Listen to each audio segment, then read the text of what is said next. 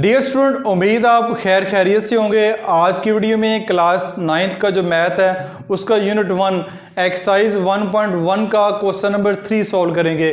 Question number 3 की अगर statement को देखते हैं तो क्वेश्चन नंबर 3 की स्टेटमेंट है find the value of A B C and D which satisfy the matrix equation. यहाँ पे एक मैट्रिक्स इक्वेशन नजर आ रही है। एक मैट्रिक्स आपको लेफ्ट हैंड साइड पे नजर आ रहा है, एक राइट हैंड साइड पे नजर आ रहा है, दरमियान में इक्वल का साइन है। दरमियान में अगर इक्वल का साइन है इससे मुराद है कि दोनों मैट्रिक्स आपस में बराबर हैं, इक्वल हैं। इससे पहले इक्वल मैट्रिक्स आप अच्छे तरीके से स्टडी कर चुके हैं क्वेश्चन नंबर 2 में। तो अगर ये दोनों मैट्रिक्स इक्वल हैं तो आपने ए बी सी और डी की वैल्यू फाइंड करनी है।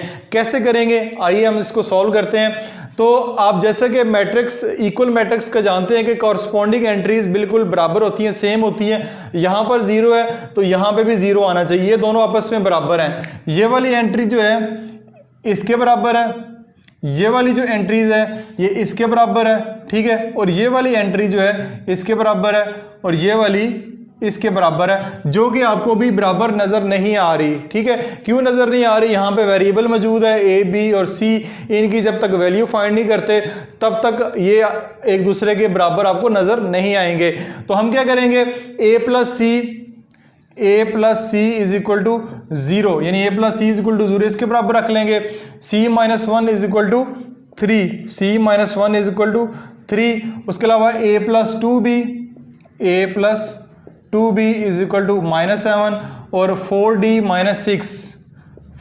Minus 6 is equal to 2d इसके बराबर कर लेते हैं। यानी कॉरस्पॉन्डिंग एंट्रीज आपस में बराबर है तो हमने मैट्रिक्स इक्वल मैट्रिक्स की डेफिनेशन को मद्देनजर रखते हुए इनको आपस में बराबर रख लिया है। अब बारी बारी इनको सॉल्व करके ए बी सी और डी की वैल्यू फाइंड करेंगे।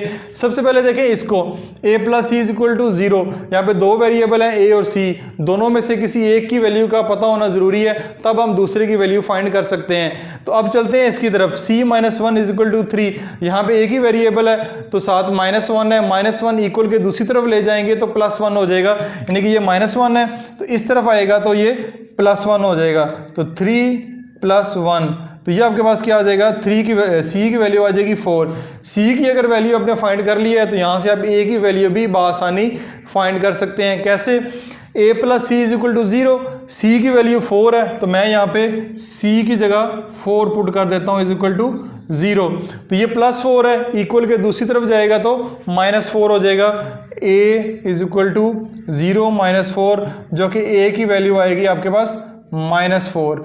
b की वैल्यू आपके पास आई है, c की वैल्यू 4 आई है, a की वैल्यू जो आपके पास -4 आ गई है। अब यहाँ पे दो वेरिएबल है a और b, ठीक है। a की वैल्यू हमारे पास मौजूद है तो हम b की वैल्यू फाइंड कर सकते हैं। कैसे करेंगे, a की वैल्यू यहाँ पे पुट करें, a की वैल्यू -4 है तो यहाँ पे आप लिखें -4 plus 2b is equal to -7, -4 है इक्वल के दूसरी तरफ जाएगा तो +4 हो जाएगा। 2b इज इक्वल टू -7 +4 तो ये आएगा 2b इज इक्वल टू ±7 में से 4 माइनस करेंगे तो 3 आएगा। 3 के साथ माइनस का लगेगा क्योंकि माइनस का साइन जो है वो बड़े नंबर के साथ लगा हुआ है। 2b इज इक्वल टू -3 तो हमने b की वैल्यू फाइंड करनी है, 2 साथ एक्स्ट्रा लगा हुआ है, ये इधर मल्टीप्लाई हो रहा है, इक्वल के दूसरी तरफ जाएगा तो ये वहाँ पे जाके डिवाइड हो जाएगा। तो यहाँ तो इसको b की वैल्यू ऐसी लिखी रहने दें, यहाँ बुक के पीछे आपके इसको डिवाइड करें तो 1.5 लिखा हुआ है, ठीक है। यहाँ तो पॉइंट में लिखना चाहिए वरना अदरवाइज ये आंसर भी आपका ठीक है। b is equal to -3/2। अब आते हैं d इसकी तरफ, 4d - 6 is equal to 2d, यानी एक ही वेरिएबल है, 2 दफ़ा आया है तो हम 4d को उस तरफ ले जाते हैं, 2d को इस तरफ ले जाते हैं, जैसे आपकी मर्जी है। तो 4d ये इधर प्लस का 2d है, इधर आके माइनस का 2d हो जाएगा। ये -6 है तो इसको इक्वल के दूसरी तरफ ले जाएंगे तो ये आपके पास +6 हो जाएगा। 4d में से 2d माइनस करेंगे तो आपके पास आ जाएगा 2d is equal to +6। d के साथ 2 मल्टीप्लाई हो रहा है, इक्वल के दूसरी तरफ जाएगा तो वहाँ पे जाके डिवाइड होगा तो d इज इक्वल टू 2 3 6। तो आपके पास d की वैल्यू भी आ गई है। a की वैल्यू भी फाइंड कर ली, b की वैल्यू भी फाइंड कर ली, c की वैल्यू भी हमने फाइंड कर ली और आपने d की वैल्यू भी फाइंड कर ली। जस्ट आपको बताऊं, यानी c की वैल्यू हमारे पास क्या आई है 4, तो यहाँ पे 4 - 1 करेंगे तो क्या आएगा 3 ही आएगा, तो इधर भी 3 है।